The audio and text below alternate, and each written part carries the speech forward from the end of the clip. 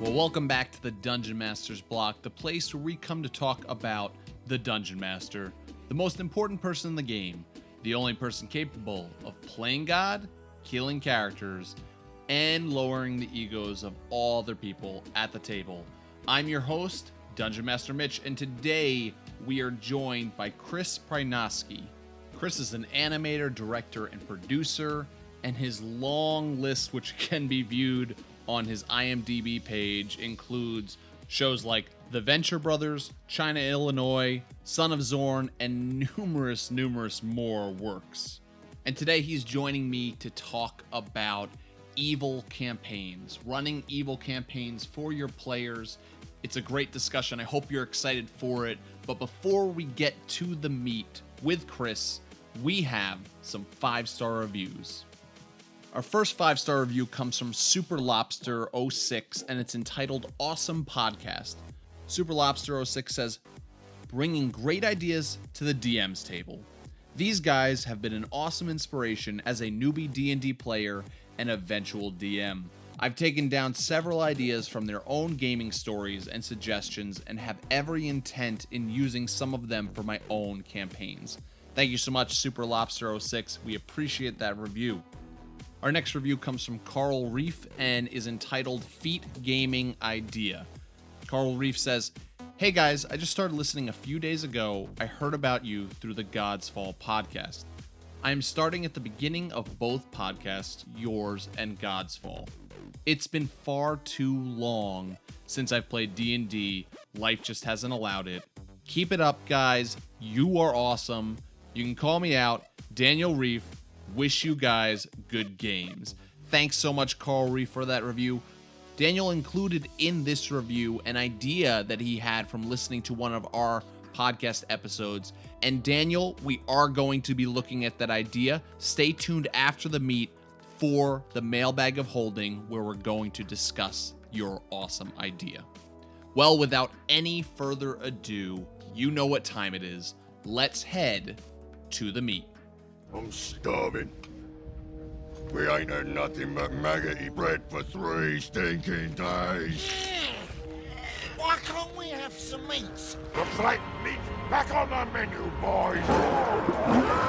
So welcome back to another segment of the meet. This week we are joined by Chris Prynoski, animator, director, and producer, and co-founder of Titmouse Studios. Chris, thank you so much and welcome to the Dungeon Master's Block. Thanks for having me.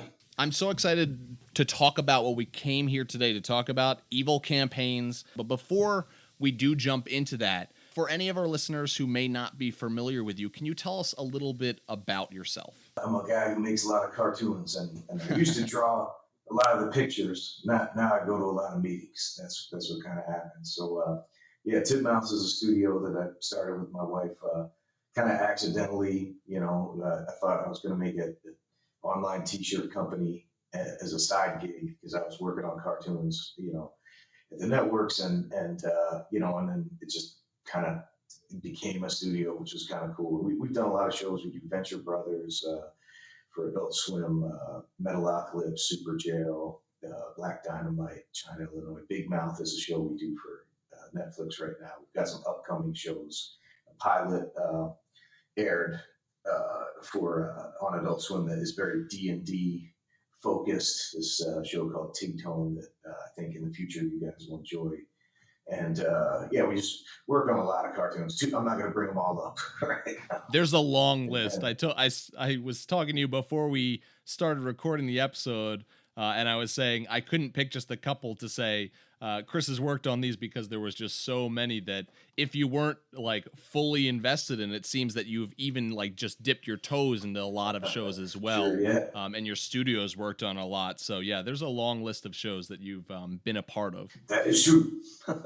Is there a favorite aspect that you have, like directing, animating? Like, is there like one that you would 100% prefer to spend your time doing, or do you kind of have a love for both of them? Yeah, I mean, there's a lot of different aspects that are fun. I mean, directing is cool. I mean, that's when I do dig in, that's largely what I'll end up doing, or at least like on an executive producer level, like kind of chiming in on creative. But there is something about like either storyboarding or animating that's fun. Storyboarding, and like kind of advancing the story and figuring out how the story is going to be told. And animating is just a good kind of like zen. You could dive in. Your brain kind of goes into slow motion as you sit there and draw the drawings. There's something cool about that too. I hardly ever get to animate these days. So that storyboarding aspect, I mean, that's, as a DM and with the many people that we've had on this show interviewing, like, story has always been a big focus for us on the show with DMing. Storyboarding I find extremely interesting, and I'm sure that for you as a D&D player as well, that's probably been something that's helped you in your storytelling and the way that you think about storytelling. You have these different aspects that you've worked on, probably helps in that process. Oh yeah. I did a panel at South by Southwest this year with Ryan Vernier, who's my like regular DM, and Leah Hoyer. Ryan writes for Riot Games, and Leah writes for Telltale Games. And we did a panel called Dungeons and Dragons in the Writers' Room. And it was kind of about how, playing D&D, growing up kind of informs how a writer's room works in entertainment, and either, animation or games or even live action storytelling, how kind of like the showrunner of the show is kind of like the dungeon master position. And then, the writers are kind of like the players, and there's kind of like a real one-to-one, kind of comparison to the two. So it's like, it's good practice. If somebody, if anyone in your podcast audience eventually wants to be in a writer's room, it's like playing D&D is a good way to, practice. There's not a lot of opportunities to get into TV writers' rooms if you're not a writer already. All right, Chris, one more question for you. I told you you're going to have a surprise question. So this one comes from DM Exectium. He's one of our Cosmic Patreon dragons. And his question to you is, if you could cast Awaken on any animal in real life so that it could talk to you, what animal would it be and why? What animal would it be and why? There's a logical side that makes you want to like have it be like a semi-intelligent animal, so you can actually have a conversation with it and have it understand, like a dolphin or something. But it'd probably be more like, I don't currently have a dog right now, but I've had dogs in the past. It would probably just be my dog, because then I'd love to get a sense of what my dog thinks if I'm in line, if what I project upon my dog is really what my dog is thinking. I love that idea, because like I wasn't even thinking along those lines, but yeah, bringing a dolphin, it's like, oh, you can probably have some nice philosophical conversations with it. The dog, on the other hand, you're talking to this dog, and all of a sudden his mouth is filled with the his own poop that he's eating off of his lawn, and he's still talking to you. It's like, well, that would just be an interesting. I feel like that's a sitcom in the making right there. Yeah. Wonderful. Thank you so much, DM Exitium, for that question, and thanks, Chris, for giving us that fantastic answer. Let's jump into, though, the topic at hand: evil campaigns. Yeah. So, Chris, running as a DM, evil campaigns. Why should a DM out there want to run an evil campaign? It's something that a lot of DMs have done, although I would say that it is also harder to run a successful evil campaign than a campaign where you're the classic heroic heroes and going out to slay the monsters. So maybe the question here is, why would a DM want to run an evil campaign? And what are some things that they should know before running one, or be aware of before running one? What are your thoughts? I think I have two like kind of parts to this, right? When I saw this as a possible topic, I was really drawn to it, because I think there's two ways that you end up with this evil campaign. One is the evil campaign is constructed to be an evil campaign. And then the other one, which I've found happens somewhat frequently with my group, is it kind of just becomes one without the intent of it becoming an evil campaign. So I was in an evil campaign at a GaryCon this past year. This guy had a really, we did a game with him one day. Went with a couple of friends, the guy Penn Ward, who created Adventure Time, and some other guys.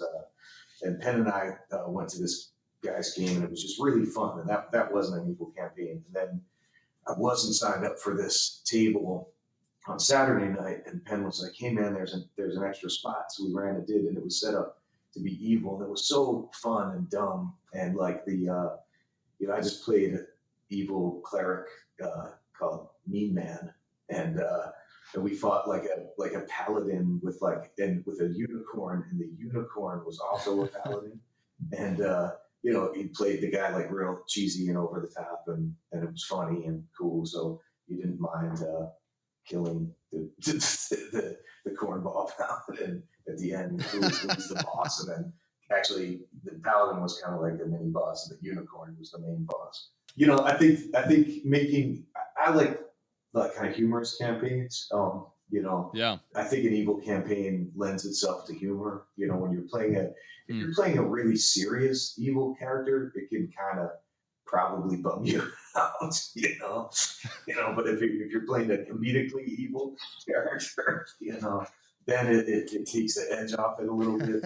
There's a first edition group that I play with, and for years we played this one DM. We kind of cycle through DMs on that one, and one guy was running us through the Temple of Elemental Evil, right?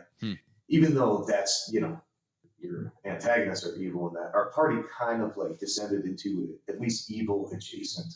Your big bad in that, I think, is some character named Zugtwa or Zugtoy. I'm not sure how you pronounce it. There was a bunch of cultists that we ran into, and they tried to kill us. We're the good guys coming in there, and then one of them was left living, and I forget why, but the character kept antagonizing us to the point where we made where we coined a term. This is where our party turned evil, kind of, or at least like chaotic neutral, maybe.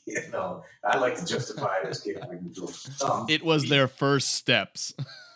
Basically, we ended up chopping off the guy's arms and legs and like cauterizing his wounds. Oh gosh. Tying like 50 foot of rope on him so we could slide them into rooms and test for traps, and then pull them back to see if anything bad happened to them. And we called him a Zuglet. And that coined the term Zuglet. So now when we run into these kind of like these games where we kind of start going evil, it's like, all right, well, who's going to make the Zuglet? Now I guess we're headed this way. But it was run with a bit of humor to it, and also, and this is probably where it goes from chaotic neutral to evil. Is the character I was running tried to get this Zuglet character to have a Stockholm syndrome by being like really nice to him and getting him on our side. Actually, in a later campaign, one of the DMs made up a table for being able to get a character, basically gamified the process of getting a character, an NPC, to fall for your like Stockholm syndrome, from basically being civil to you to if you really got them on board with the Stockholm syndrome, they would fight for you against enemies. They'd be totally on your side, which I don't think we ever got somebody that ever got somebody that on board. So yeah, I think sometimes they're planned to be evil, and sometimes they just go evil.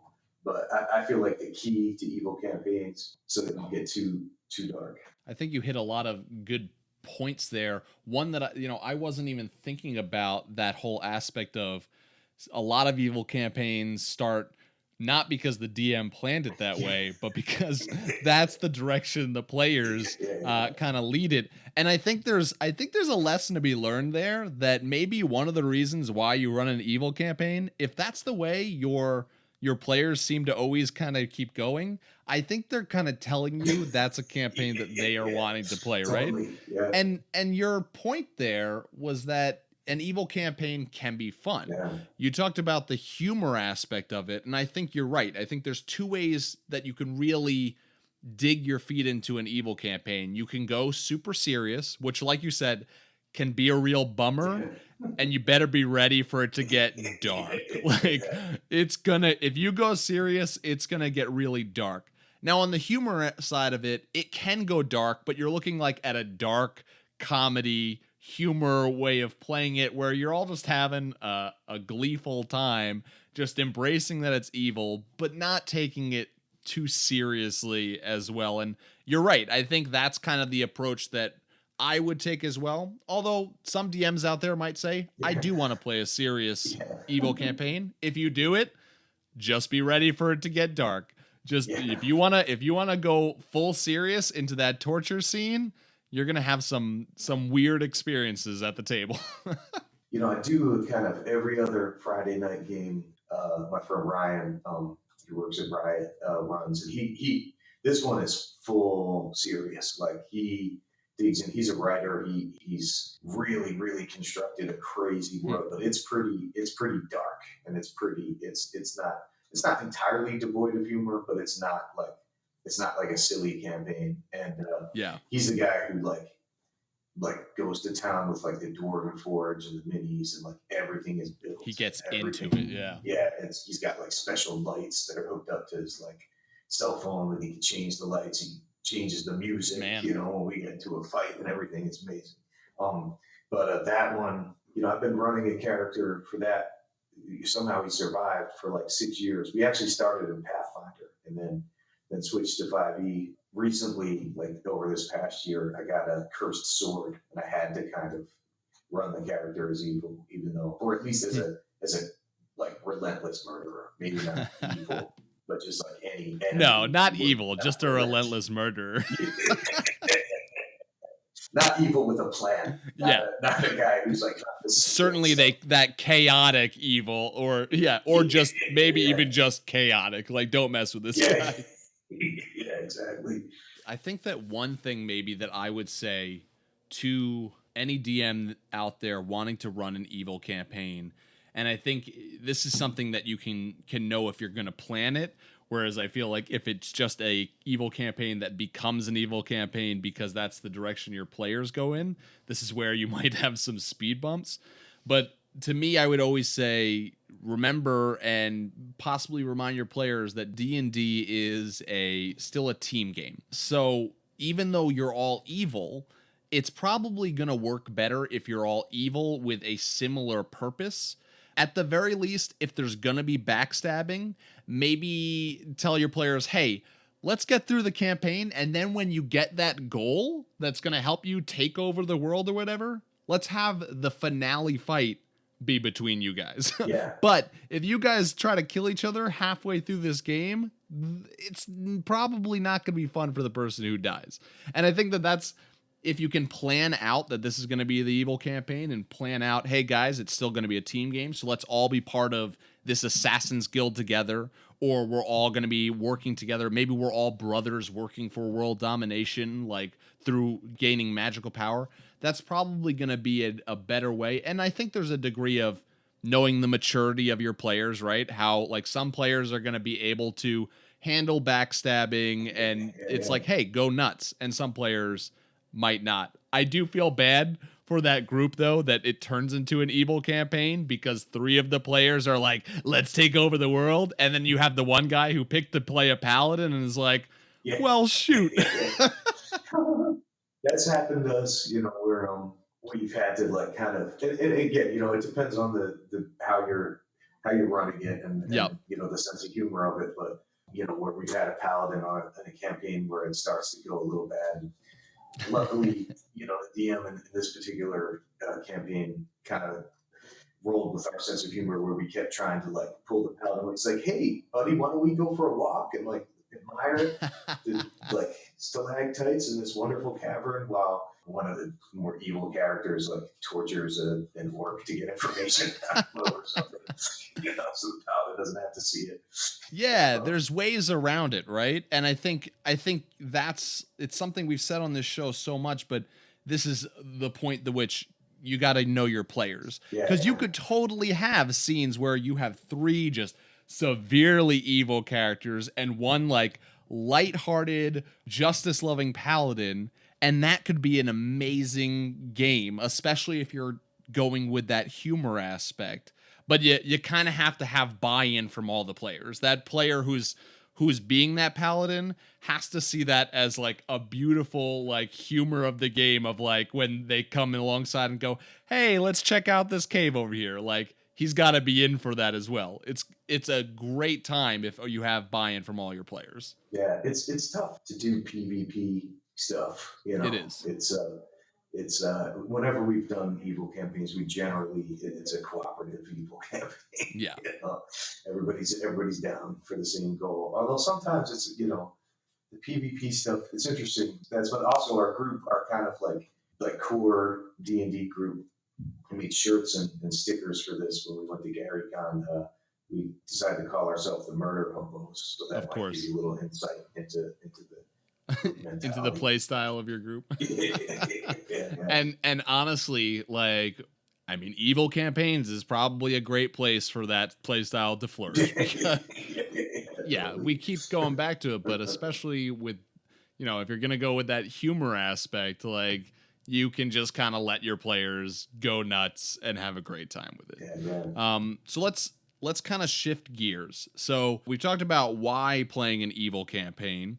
Now, as a DM, let's say you're planning out an evil campaign. You're kind of flipping the script a little bit. So instead of having the PCs who are heroes and they're hunting down these evil NPCs, the evil wizard who's trying to take over the world, or the monsters who are laying waste to a town, you've kind of flipped the script to where now you're on the side of evil. Yeah. And so in a campaign like that, the obstacles have to be different, right? The enemies have to be different. The allies of your party have to be different. So what are some ideas for obstacles, enemies, and allies that a DM can bring into a campaign that's an evil campaign? In ones I've run in the past, ones I've participated in the past, one that works really well, that seems to be a common one with these evil campaigns, especially if you've got like thieves and rogues in the group, assassins, so on and so forth, if those are your player characters, is the heist, or the getting into, kind of having to break in and steal something and get out, with or without getting caught. And usually it's more fun to get caught, because then you have to fight something, but trying to basically giving them a goal, like, hey, it's some evil wizard has contracted you guys to steal the components he needs out of the heap.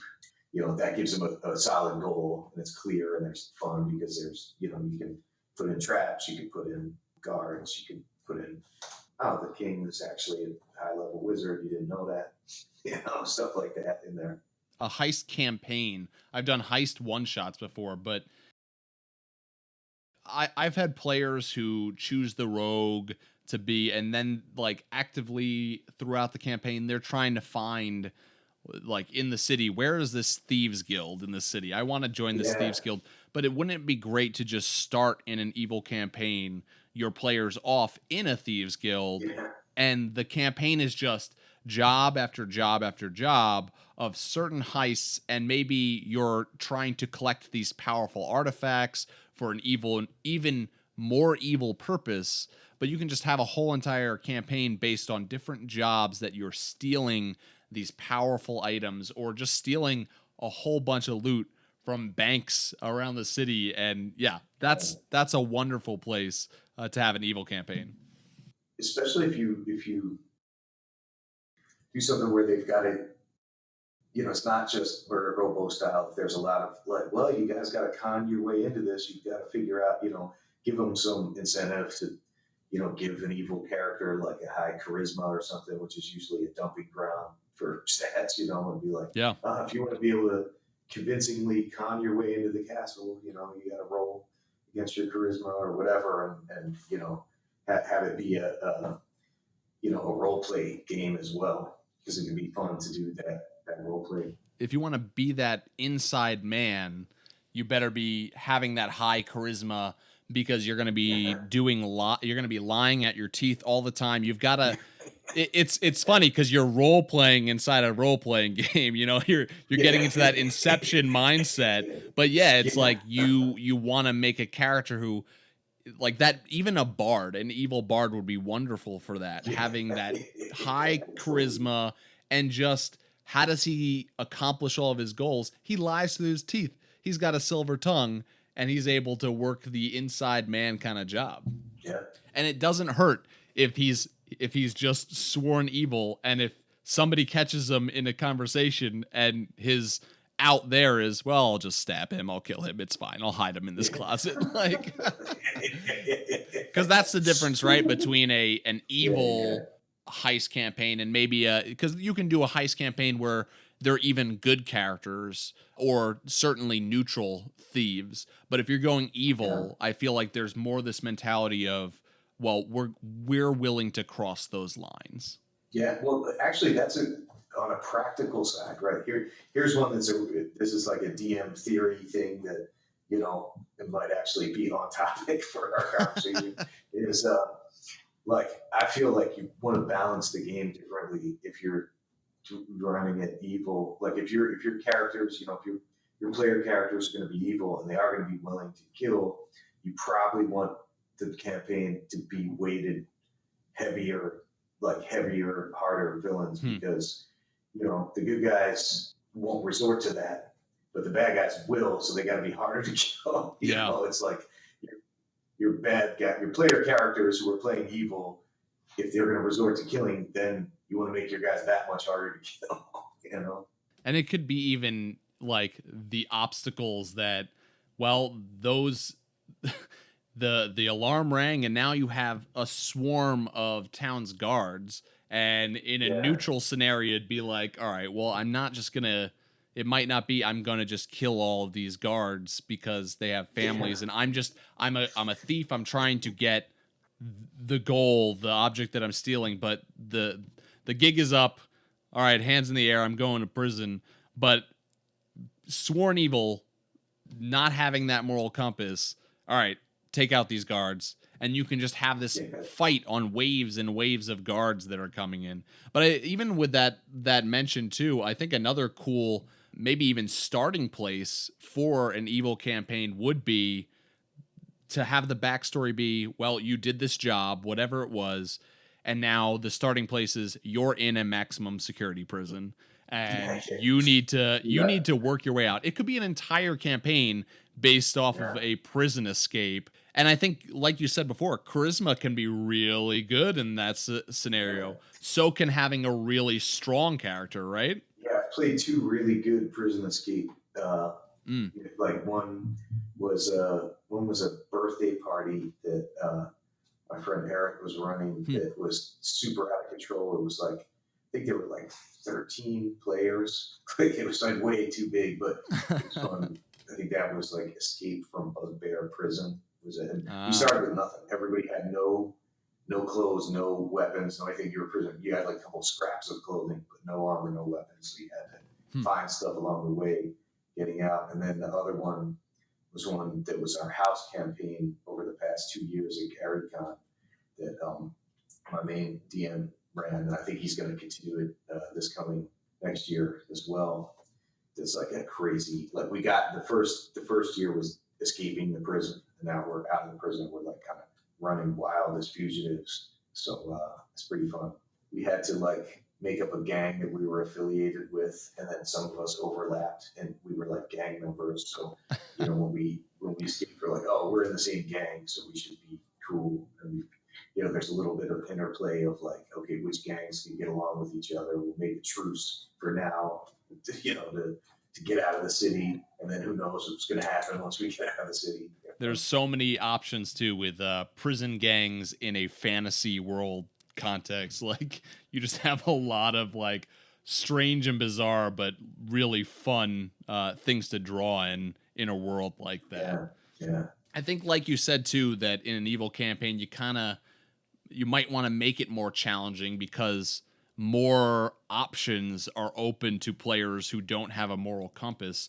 And that, like you said, that starting point of you're in prison without armor, without weapons, without anything, just like your prison jumper or whatever it is, that's a really difficult place to start and a challenge for a lot of for players to kind of go, how are we going to get out of this? How are we going to start acquiring things?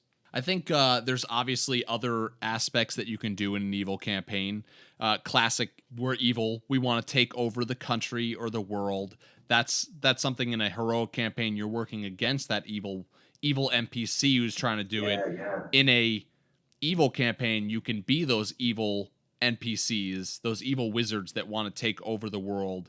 I also thought of like cults. Like how many times in a heroic campaign are you like taking down the evil cult that if they don't get stopped, they're going to let some elder god of destruction into the world, right? Like, but in an evil campaign, you can be going on tasks to bring about letting that elder god of destruction into the world. That just seems like a wacky, crazy adventure for an evil campaign. Yeah. Or even flip it on its head, right? And say you're evil, and in this campaign, you're working to kill a benevolent god. And what fallout is there in the world when you kill the god of love? Nice. These are kind of ideas for different story arcs and adventures in a campaign, but even just getting into the micro a little bit, like who in an evil campaign is going to be your enemies? Who's going to be your allies?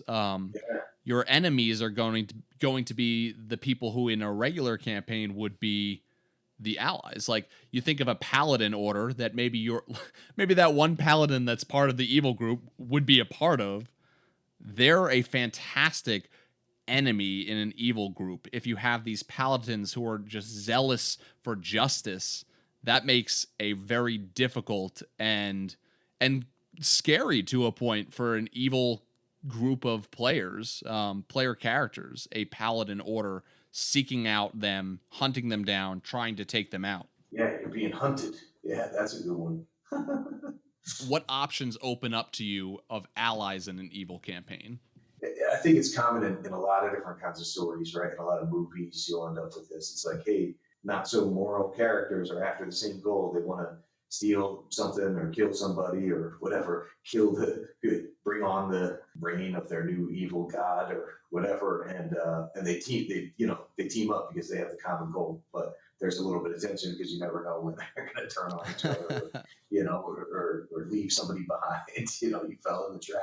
Oh shoot! Sucks for you. Yeah, you're right though, and you can have this awesome montage played out where in a heroic campaign, it's like we need to go and get together an alliance to fight against evil. And I think of Lord of the Rings, and you have the alliance at the end of the Third Age, where you have the elves and the men fighting together against Sauron. And you think of all the races of the Fellowship of the Ring would be hobbits and men and elves and dwarves and a wizard. And well, what does that look like in an evil campaign? You can have this awesome scene where instead of going and getting these benevolent races, it's like, all right, guys, tonight we're gonna go to the Minotaur clan. We need to get them as our allies. And what does getting a Minotaur clan look like in a campaign? Like you think of going to a different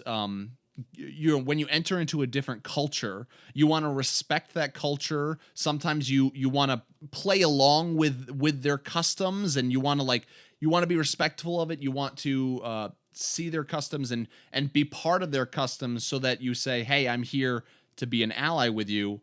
Well, what is a Minotaur custom? What is a Minotaur culture? What does sitting down and breaking bread with Minotaurs look like? I can just imagine sitting around a bonfire with, that you have the spit, and you have just a human guard that they captured, a human scout on this thing, and they break off an arm and pass it to you and say, eat with us. There's some dark things that you might have to do, which maybe your characters are okay with in an evil campaign. Yeah, I played one, Dark Heresy, which is the Warhammer 40K RPG that was kind of like that. We had, and that was a mixed camp. There were people who were evil in that game, and ones with the player characters who were evil and some that weren't. And we had to go to this weird demon cult spaceship thing and kind of cavort with these crazy. I think it was an elephant headed kind of king that was doing stuff not too dissimilar to what you're describing. I think it leads to some really amazing role-playing opportunities when you really just get down to the nitty-gritty of all the little changes from a good or even a neutral campaign to just an evil campaign. The NPCs you're going to be interacting with, the enemies you're going to be fighting, the obstacles. You can even go to in an evil campaign, I don't picture the players riding to battle on horses. I picture them riding on the backs of either like giant spiders or nightmares, manticores, even to take something from the newest D&D book, they have all these different classes of ogres in the new book, and there's one with a small fortress on its back where goblins are shooting arrows of. How awesome would it be to have a PC who's riding on the back inside of a small fortress of an ogre and have that be your mount in a campaign? There's Awesome. little details that are just so beautiful that can make, going back to what you said at the beginning, Chris, it's just downright fun.